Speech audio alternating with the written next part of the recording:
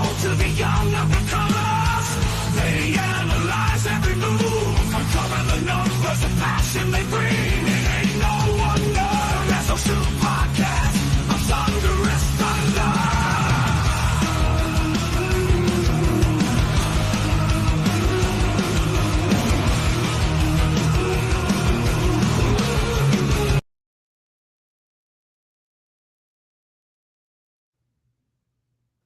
I just can't believe you said that shit to me. Are you out of your fucking mind?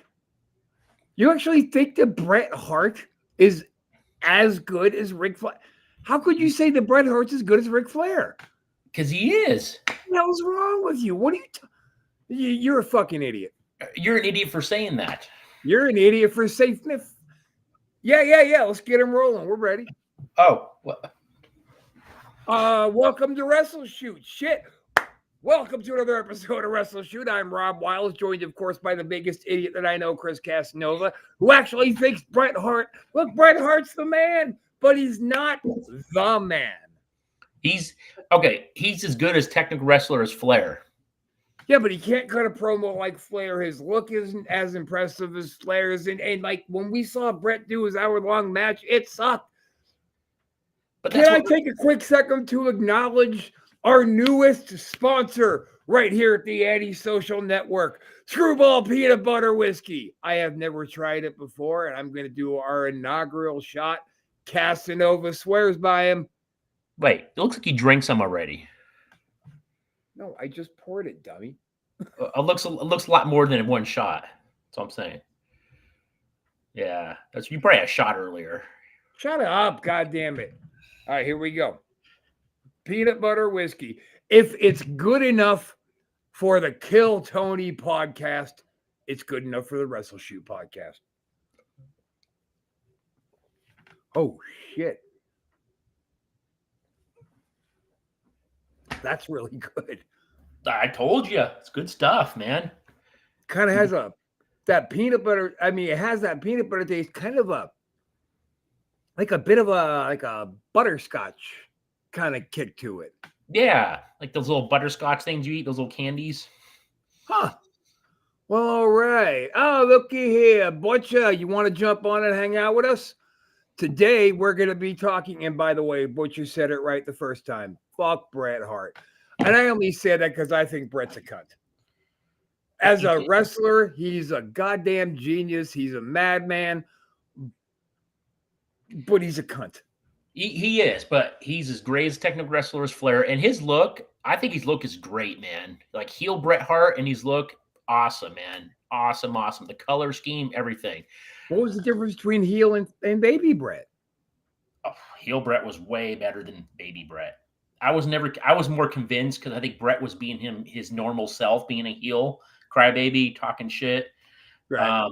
Versus being a baby, the baby face is Bret. It wasn't. I didn't buy it. He's like, "Oh, the best there is, the best there was." Okay, it's cool. It's all he said. You're gonna out wrestle you. That's all you can do. Yeah. But heel was more like, "Okay, I'm convinced this guy's gonna fuck me up."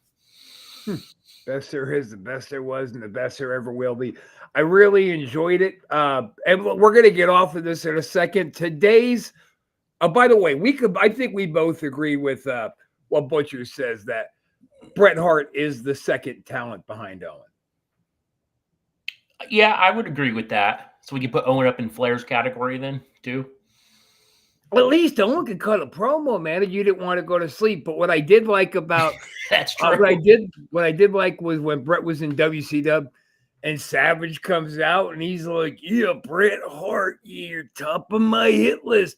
Dig it. Yeah, you run around, you're seeing the best there is." And he just ripped him apart. And it was fucking fantastic. That was probably the best call out to Bret Hart I've ever seen. Bret was just I would say second. Himself.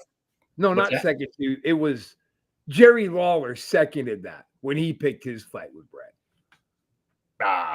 He was the other best.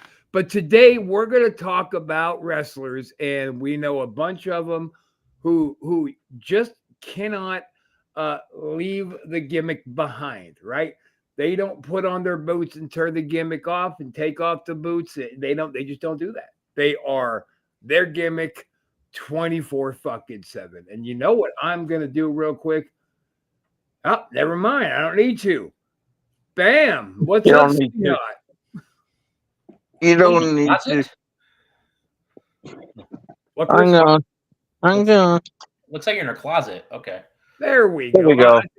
Okay, he came out of the closet. He's good now. Okay. Yeah, I'm Oh, good. you see what I did there? Before we get into the topic of the night, though, let's talk about the Antisocial Network and some of our awesome shows that we got going on. We just did Gut Shank Theater. It was fantastic. We had a great time. Coming up next, we're going to be watching Big Trouble in Little China. And following that, we're going to be watching Brain Damage. So we got us a pretty good couple months of programming there. We've got Ghosted. We've got the grand return of Duds, the podcast. We just got all kinds of fun shit happening over here. The hell just happened? Goddamn bitch, you're always fucking with things. So anyway, that's what we got going on. Check us out on Facebook, Real Antisocial. And let's get into it. The wrestlers who cannot turn it off. Chris, I'm going to let you pick our first guy we're going to spotlight here. Hey, God damn it. Come on. Yeah, let's talk about this guy. This guy is the gimmick 24/7, never lets it go. He is Rob Wild's. That's okay. I'll give you that's who I was once upon a time. Sure, when I was actively beating teeth in a ring, I was Rob Wild's 24/7, but it's not like that anymore. Is it? Maybe a little bit. Can we move on? Can we put Because you picked our first one. No, What's you said Chris could pick the first one. Yeah, that was my pick. But why does it gotta be me? Why is that? You're a wrestler. You were a wrestler, weren't you? Yeah, but okay, all right, fine. Can we move on, Chris? Is that okay with you if we move on? Yeah, you're at the okay. Yeah, we can move on. Okay, so I'm gonna pick one of your favorite people ever to live and breathe in the wrestling business, and that's of course Mr. Jason Styles. Has this guy ever even been to the fucking gym? Jesus Christ! I don't think so, man. He looks like a fucking white Ethiopian. So let's get into who Jason Styles is. He is a wrestler who got a push.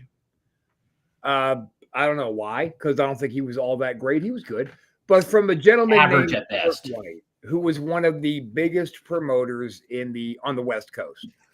And Kirk loved him. Kirk had loyalty. Jason was a decent wrestler. But everywhere he went, he was that, I'm Jason Styles. And when he matched up against guys like you and me, bad shit ended up happening to him. So we all never really got along. No, not at all. But he should have left a bit behind, you know? It's like, don't get lippy with us in a locker room like you're trying to cut a promo, because we're going to smack the shit out of you. Yeah, it seems like throw he you was. off a filing cabinet. Yeah, exactly. Or call him outside and fucking like three of these fucking little cronies come up and say, "Hey, just leave, man, just leave." But and you call him outside. 3 of his people went outside, and he still didn't. He did Because he's not. a bitch. Jason Styles has a pussy. Yep. You know what? Let's just go ahead and whip Mangina. Let's whip through the couple of fucking nobodies that we have personal problems with. So we can get to the people that Butcher can relate to and chime in. Right. So, Chris, do you remember these fat fucks' names? Like their real names? I don't, man. They're called the Stoner Brothers now, I think. Hey, Stoner Brothers in California. Do you guys remember when you tried to get lippy with us inside the Fat Cat show? And we found you fat fuckers in the parking lot and you showed us your vaginas as well? You couple of fat goddamn pussies. You're the kind of guys who were trained by somebody who was respected and feared. So what you thought that you got a little bit of that fear that was going to roll over with you. And we exposed you in front of a whole bunch of fans and every wrestler in that locker room as the cunts that you are. Yeah. Fuck you guys. Finally, from that same clique with the same Rob's favorite guy, Apple Bomber's the one who trained me. Pogo, you know, the one who trained me is that cunt right there. Rick fucking O'Shea Luxury. But Chris, I've got to share this with you. All right. This photo I found on Facebook, on Google, not too long ago. No, get that he back is up. unfortunate looking, man. He is an unfortunate looking bastard. I found this photo online, and you know what the header is? What's that? Of wrestling personified. What is it again? Portrait of wrestling personified. Oh my fucking gosh. Rick Luxury, you're a fucking coward too. That exact same night when I made your two punk ass fat faggot fucking twins cower down in the parking lot, I made you cower down out back of that exact same bar. You had every opportunity to come at me. I was going to stand back and give you every opportunity to come over that fence that you were trying to cut a promo on me over like a little bitch. Yeah, No, was he standing like halfway on the fence and going like this at you? Yeah, and he's trying to got cut a his arms promo? out. He's trying to cut a promo. I was like, Rick, you the only thing that's stopping you right now is common sense and fear. Go ahead, jump down. Here, I'll back up. I'm a gentleman fighter. I am a gentleman fighter. I will not hit you when you're off balance. Jump down, stand up, get ready, and let's goddamn do this already. Because it had been years in the making. And every opportunity he wouldn't take it because he was a bitch. On that side of the fence is where the club bouncers were going to protect him. The other side of the fence, they told him, if you go over that fence, you're on your own, pal. And he didn't do it because he's a cunt. He had one bouncer, too. That's the thing. We were standing outside. He had one bouncer holding all these guys back, supposedly. Man. But we weren't the ones to fuck with back then. So now let's get into some dudes that Butcher here can relate to with us. And Butcher can start off, too. Like, he can... I don't think that he could do it from his phone. It's probably too small. So we'll grab the guy. So why don't you grab the first guy, Chris? And remember, we're going to save our honorable mention for last. Okay, let's start off with a bang here. What do you want? What do you want me to actually do? Well, what we're going to do is just discuss these wrestlers. We're going to talk about how they can't leave their gimmick behind. So, like, I think if you pop in and talk about, the kind of memories that you had of this particular wrestler, we could then come back and just talk about how factual they live their everyday life. I've got to do this one, right? This one is very, very current. Not current as in just come up. I'm going to say 2003 he debuted. Now, I've got a serious issue with this guy because the business as we know it now is very much how much money can you make us rather than how much ability you have to change the business. Don't get it twisted, Butch. It's always been how much money can you make us? Yeah, well, I'm a very, very inverted commas wrestling fan, and I like chain wrestling. I like mat wrestling, technical wrestling. You know, you can stick your flips and your kicks up your ass. So I'm going to go with John Cena. Now, we didn't really know Johnny after he made it big, but I don't think that Cena had any problem separating himself from his gimmick because he never did before, except for when he pulled that debauchery with Bruce Pritchard. Chris, you know what I'm talking about at the whiskey? Yeah, I remember that. When he walked up to Pritchard in the stairwell and he tried to be like, I am the prototype, half man, half machine. And Pritchard was like, you go fuck yourself, kid. Get out of here, man. And he wanted nothing to do with him back then. He also thought Johnny was a juice junkie, which John says, I was so offended that he said that. Why? You were a juice junkie, you lying son of a bitch. Yeah, don't get mad if it's true. But he goes, oh, I wasn't, though. And I wanted him to believe me. He didn't believe you because he'd been in wrestling for 112 years, and he knows a juice head when he sees one. And I got to say, honestly, like, who besides somebody whose faculties are being a little bit thrown off from the juice would walk up to Bruce goddamn Pritchard and try to do a promo on him in a stairwell at Whiskey A Go-Go? The fuck out of here. But I like John very much. I used to like John very much. Very genuine, very nice guy to everybody. Okay. So I think, look, we're talking guys that live and breathe their gimmick. Yeah. Well, Um, what we're doing here is we're trying to pick out some guys that we actually know and kind okay. of run with that. So let me grab the first character and throw him up here because this dude is a walking, talking embodiment of a gimmick, and everybody loves him. Everybody loves Honky. Everybody in the locker room. I mean, everybody loves Honky. The shit That disturber. dude is so Butcher. Tell me what your initial gut reaction as a fan to Honky was. Dude, I love Honky Tonk Man. I love Honky Tonk Man. I tell you what, man. Look at watching that guy make his entrance with Greg the Hammer Valentine, with the young lady in the car driving up the you With the could pink not Cadillac. love Honky, man. You And know, Honky is fantastic. And Chris, what's your favorite aspect of Honky's personality? Oh man, I like when he tells the stories because he gets on the gimmick and then he'll go on a long tangent story and he'll pause and stare at you in the middle of the story and stare at you for a reaction. mm, And he'll do an uncomfortably long pause until you, even if you go, what? Then he'll continue. It's like 10, 15, 20 seconds. He'll just stare at you like that and wait. Oh, okay, haha, and you laugh, and then he goes on. So, Chris, I told that son of a bitch, Randy Savage, I said to him, I said, what I said to him was I said. What? But yeah, that's my favorite story. Of all time. Oh, yeah. Macho Man. Oh, yeah.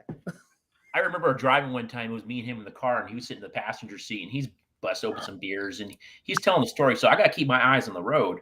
And I don't remember what the story was, and he's staring at me. I'm like, okay, I'm fucking driving the car. Do I have to stare back at you? So I'm like, oh, okay, like that. I laugh, and then I keep driving, and he keeps telling the story. But he did at least 10 or 15 times during our trip. I'm like, fuck, man. we were at a hotel at the Pepsi Arena show, and we're just sitting there having a few drinks, and we're blazing a joint.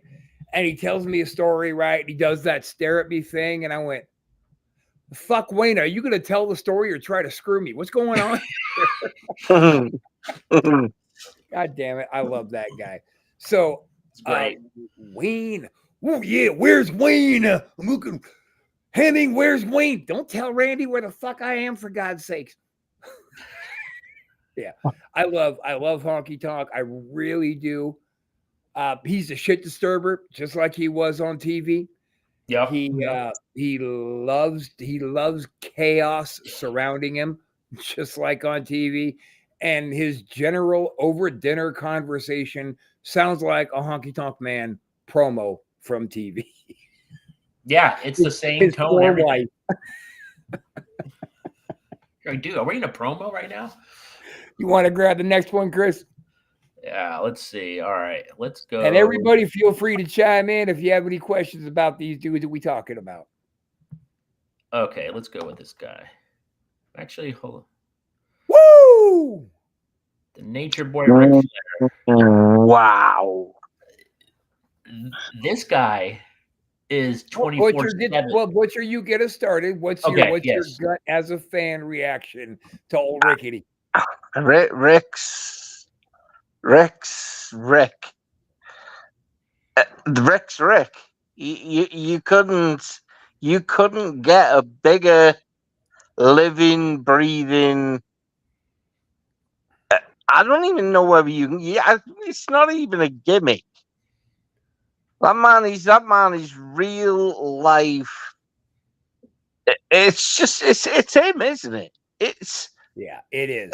It lives and breathes it, you know, and I think that you know when they say, you know, if you tell enough lies, you believe them.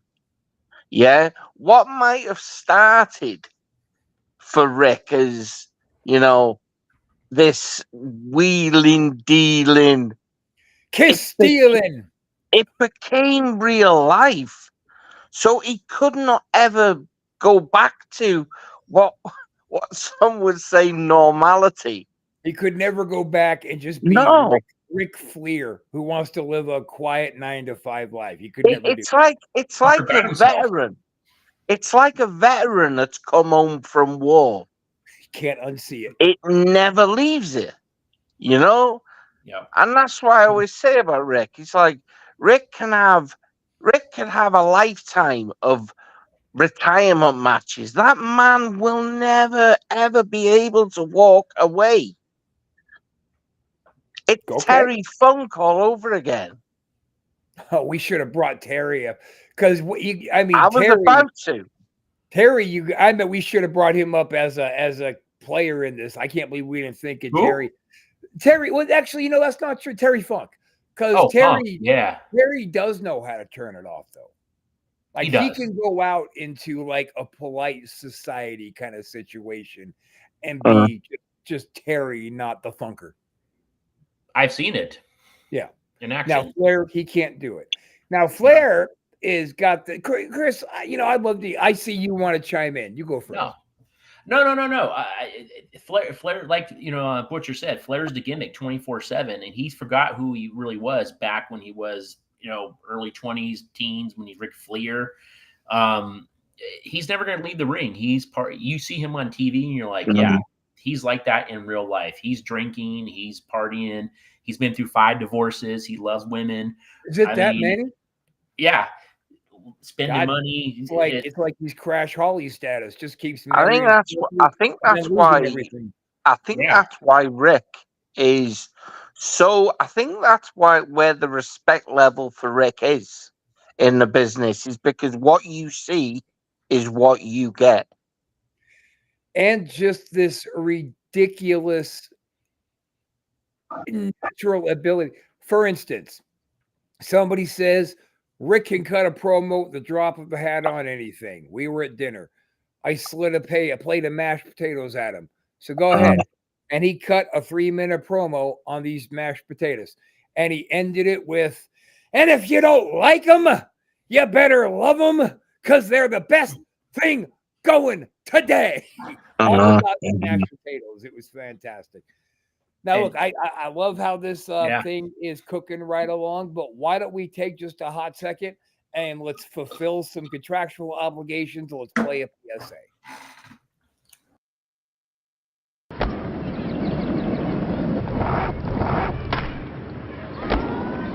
It was Brad. Huh? Hey, sup? Susie, don't forget your sandwiches. Hey, I made sup? you. Sandwiches. Oh, you boys look so lovely in your little outfits. Hey, what's up, Mr. Lafitte? Hey, watch me, Ollie. Oh, I just want to eat you up. Love the tattoo, Mr. Lafitte. Look at all your different colored hats. G.I. Joe! I love those fucking PSAs. Chris, why don't you go ahead and grab the next guy? Shit. Am I up here? Let's see. God damn it. Chris, come on, dude. Let's talk about him a little bit more. I don't think we got too detailed about him. No. This guy, I won't. I'll leave you alone. Rob, you grab the next one because I don't want to get in trouble for pulling your picture up again. All right. Let's get down on somebody that we both have kind of a mutual dislike for, and that's this fucking guy who loves to look like a hard ass. But Conan, you're fucking soft, dog, and you know it, bitch ass. But he's another guy who likes to walk down the street shouting "Odele" and acting all Conan-y and shit because, let's be honest about who he is. In Mexico, Conan was Hogan, right? He was the biggest thing going for a very long time. Butcher, what's your gut take on Conan? Please say bitch. Please say he's a bitch. I'm sorry, you're talking about a guy that looks the way he does, tattoos, and to be honest with you, I don't really. I can see. I think he sucked as a wrestler. Do you? Oh, 100%. 100%. I found him very, very for a guy that come from Mexico, yeah, I'd expect a you ain't if you ain't gonna be lucha libre, yeah, you're gonna be technically gifted. Technically, And you don't think he It- was? no, God, no. Huh. I mean, I'll say he came to WWF as Max Moon, then went on to, you know, and Terrible then he dude. became a bag carrier in WCW. You know, an NWO lackey, and he did that stupid fucking roll into a clothesline, and then he'd wrap him up in something called the Tequila Sunrise. Sunrise, yeah. He was atrocious. When he was significantly smaller, and I mean by that I mean less fat than he was in like NWO. When he was wrestling in Yeah. Mexico, he was trim and he was buff. Back then, that rolling clothesline looked devastating. He got lazy. He got He got lazy in lazy. his later years. Well, he's always been a lazy fuck. Just in Mexico, they would slap him silly and fuck him sideways if he tried to pull that shit. In Mexico, that's not how we play around here. You got to work for what's yours. He But came over to the States with much yeah, weaker wrestlers. Like, how many times did he tell us, "Oh, I've got a bone degenerative disorder. Oh, my elbows hurt. Oh, I've got a headache." And it's always, "I don't want to work too hard tonight." Yet he always wore his little Mexican fedora. He always wore his NWO shirts, tried to walk around like he was hard, giving people dirty looks, and he was big. So people would fall for that shit. But I didn't. Did I, Carlos? I found that he always bounced around with the old 5150, yeah. and the way that he kind of it was always kind of his gimmicks were always like you say what he believed he was, Yeah. a gangster.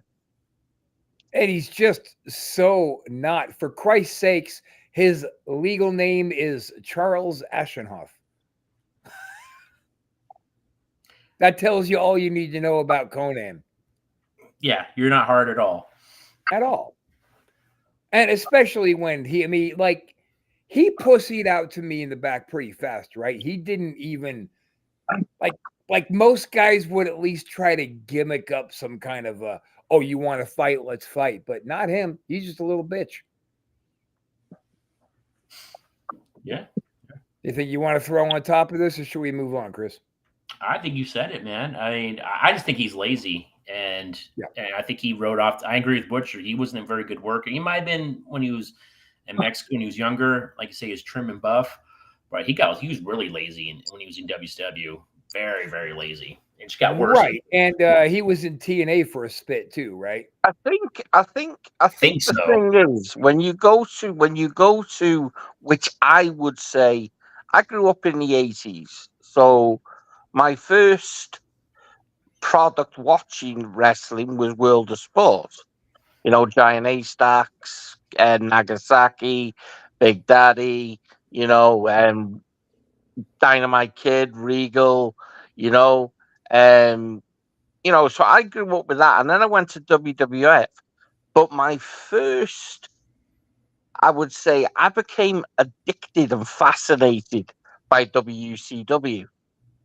WCW. So I mean, when you go to WCW as a guy, you're in there surrounded by this pool of technically gifted people, and it's so easy to not be, it's so easy to not look good. Yeah. And I mean that with respect. I mean, I've not worked in the business, but I would say from being like I say a wrestling fan, William Regal being possibly my one of my favorite technically, mat wrestlers. I will say Benoit. I don't like what he did, It was awesome but watching Regal you smack know, Goldberg silly. and but he just he was poor. Yeah. You know, he was poor, and he got a hell of a lot of TV time for in as Conan, and then went to Conan to TNA with LAX. You know, Hey, Chris, yeah. before we move on, I want to change gears real quick because we got Butch here. Butch, let me ask you this: Did you being a wrestling fan in the UK feel any kind of way when Giant Haystacks made his way over to WCW for that quick spit? How'd you feel about that? Yeah, you take it. But I mean, You take it. were you like excited to see it? Were you like, oh no, he's gonna blow it, or how did you feel I about it? know. I mean, listen. I think when you were watching wrestling back then in the 80s, yeah, I think you had to. It wasn't as commercialized as it is now. You know, so you're not. It's not marketed like it is now. You know what I mean? No, it So it. was that was when he was going to do Hogan at Bash of the Beach. Yeah, I know that. But what I'm saying is it didn't matter who was going to be in that match. Hogan was in It that was all match. about Hogan, sure. Yeah. You know, Hogan was in that match. It was another giant for Hogan to slam. But I think that the real wrestling fans like us, like the ones who know it on a global level, we're all kind of like, oh no, this is Haystack's big shot on the second biggest stage there is, Mm, and he's going to be working with the top draw of all time. And my first thought was, holy fuck, man, this guy doesn't look good with Big Daddy. How's he going to look good with Hogan? mhm. So I felt horrible, and I'm glad that this sounds horrible, but I'm glad that he got sick and couldn't make the match with Hogan, because I feel like all that would have done was take who the top monster heel was. I mean, who was underneath him? Maybe Rasputin, right? For like 10 years, it was like Giant Haystacks was like the fucking man of the heels out there.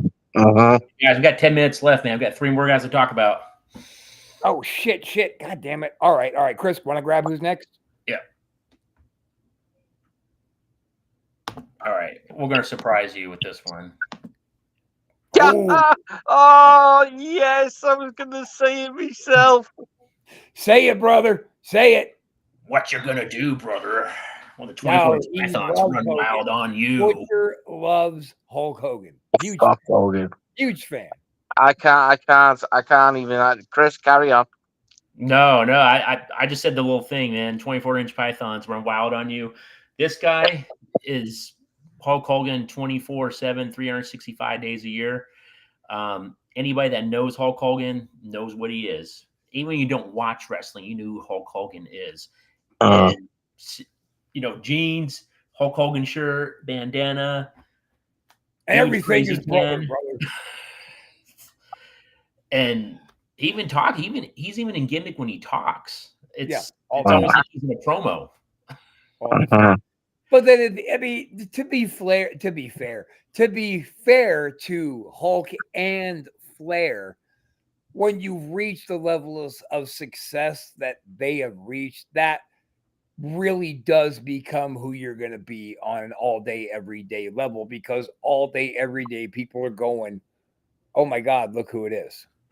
That's why I said John Cena. But John Cena isn't going to walk up to somebody on the street and go to him. But Flair might go, when somebody goes, oh my God, it's Ric Flair, he'll go, woo, when he's walking away. He's one of those guys. Okay, so if Hogan went on the street, everybody's going to know who he is. Let's say you get, I'm gonna make an example, Muhammad Ali. Muhammad Ali can put a coat on, and you may not recognize him. But put a hat on, hat. But you see Hulk Hogan, doesn't matter what you do, you're gonna know that's fucking Hulk Hogan. It's the mustache. Everything about it. Like even Flair could throw on an overcoat, hat, sunglasses, walk down the street, and probably get away with it. No dice with Hulk. No dice, man. And it's like, okay, I know that must be like the same thing I used to say to Flair. I know it's difficult not being able to leave your house and not ever not be Ric Flair. But fuck you, bitch. This is what you wanted. And all these people that you mistreat out there on the streets gave you that Ric Flair 5X wives and still making a living lifestyle that you love. So Mhm. fuck, don't be screaming at little kids because they want your autograph. Yeah, cunt. I still love you, Rick, but you are a cunt. Woo! Woo! All right, so let's move on. We got one more, then we're going to go ahead and don our craziest one out of the list for today. The second craziest one out of our list is absolutely going to be lovely, brother. Mhm. Oh, yeah. Whew. Superfly. The Fly. The Fly is the Fly is the Fly. So, this is the level of stardom that people don't realize that Jimmy Snuka actually was. And he knew it.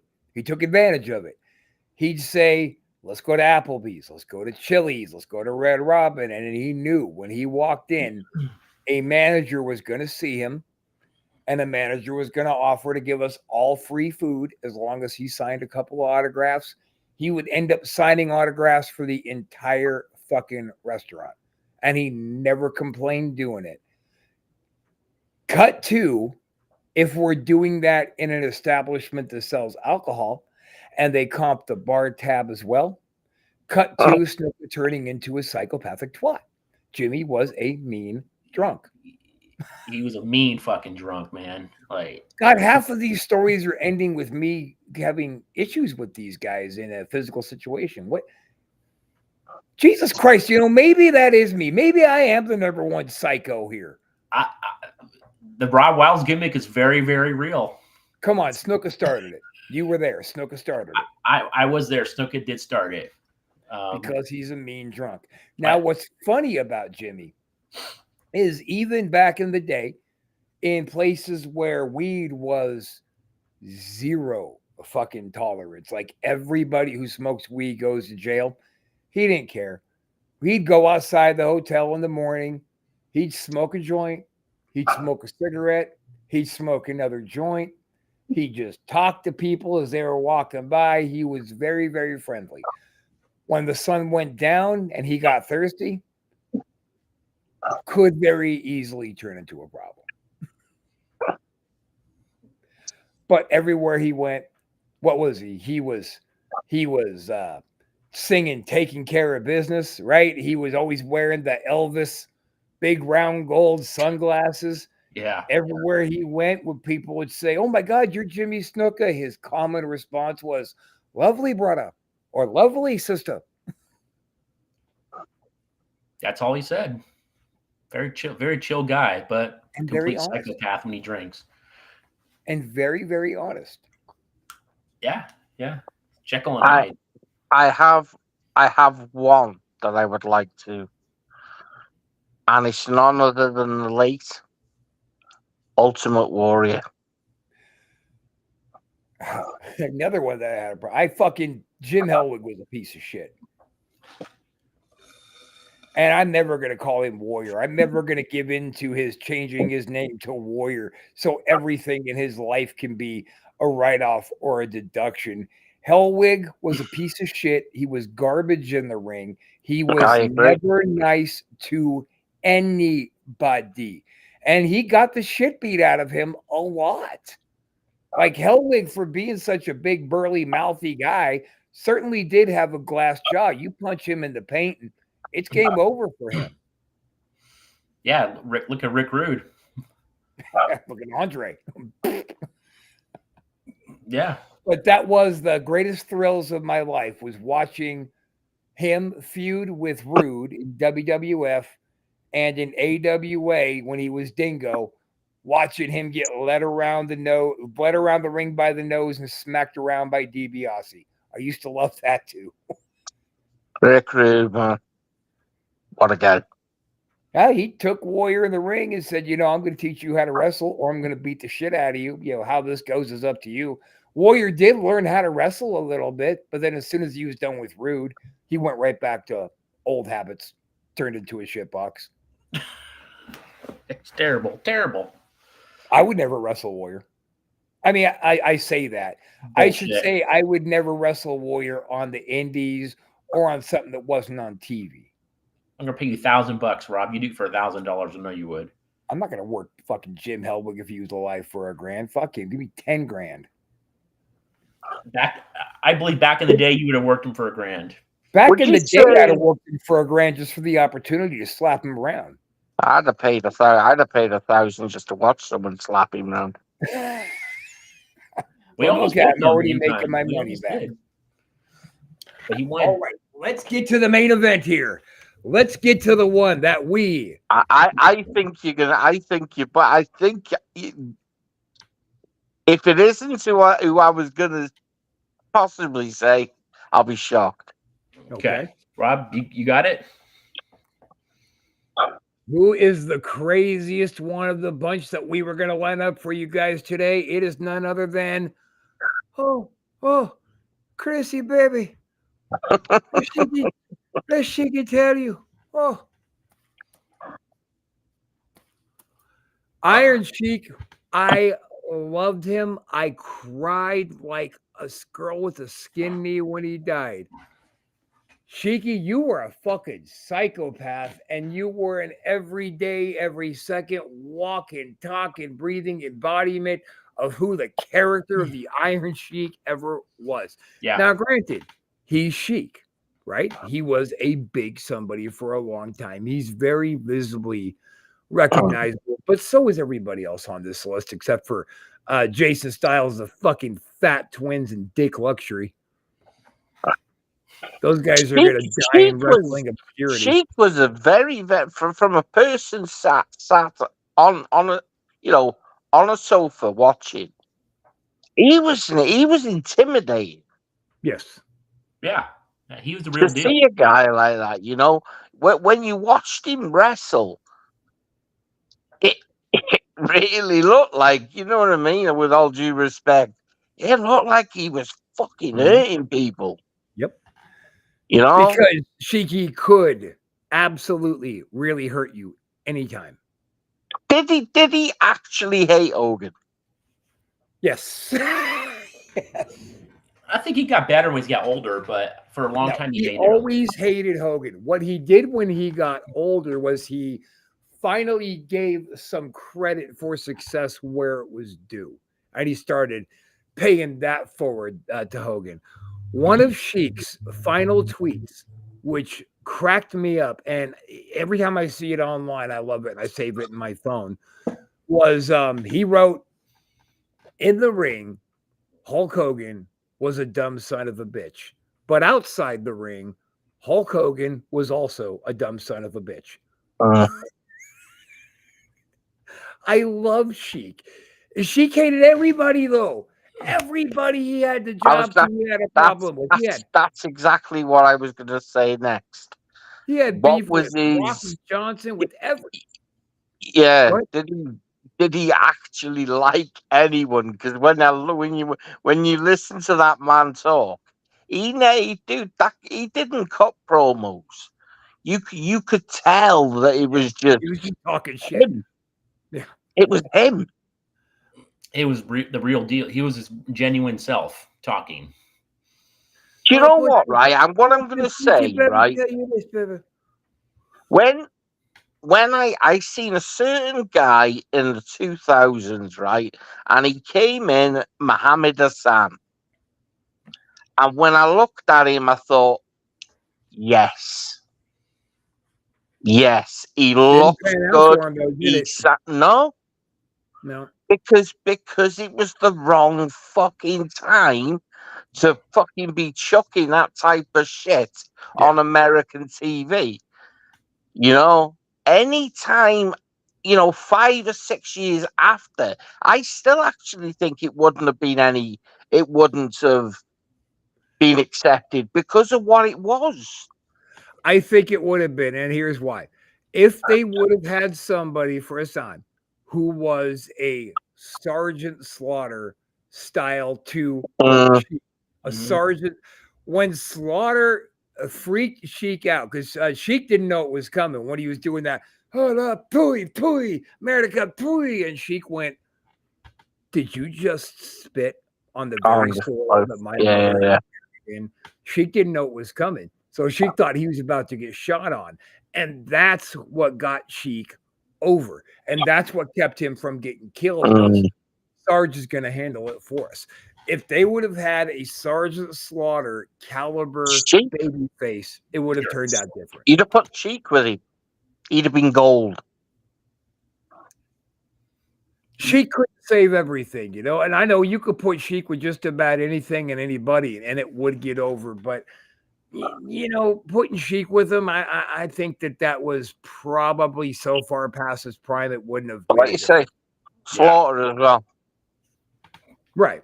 If they would have had a Sergeant Slaughter style, you know, caliber to go against him, it might have gone different. You know, like they had Corporal Kirshner, they had all these different heroes, they had all these different, they had all these different heels, and you had the American heroes, and they were all different nationality heels, the Russians and it was a very, that's back when Vince knew how to play and make money for everybody. Yeah. So that was kind of our list of guys who cannot and will not, for some reason, ever step outside their gimmick. If you guys, motherfucker, Chris. Yep. So surprised you didn't say CM Punk, though. CM Punk doesn't, he actually can turn his gimmick off. When he goes home, he's Phil. He's not Punk. I'll give him that. He's a cunt, but I'll give him that. When he goes home, he knows how to turn it off. The young fucks, they don't. They're always thinking they're don't get me started on them little wankers. I fucking hate them. Don't get me started over here. All right, guys, that's going to do it for another episode of WrestleShoot. Rob Wilds, Chris Casanova, and the Butcher saying, we'll see you soon. We better fucking see you soon. If not, we're coming to your house. Coming for you.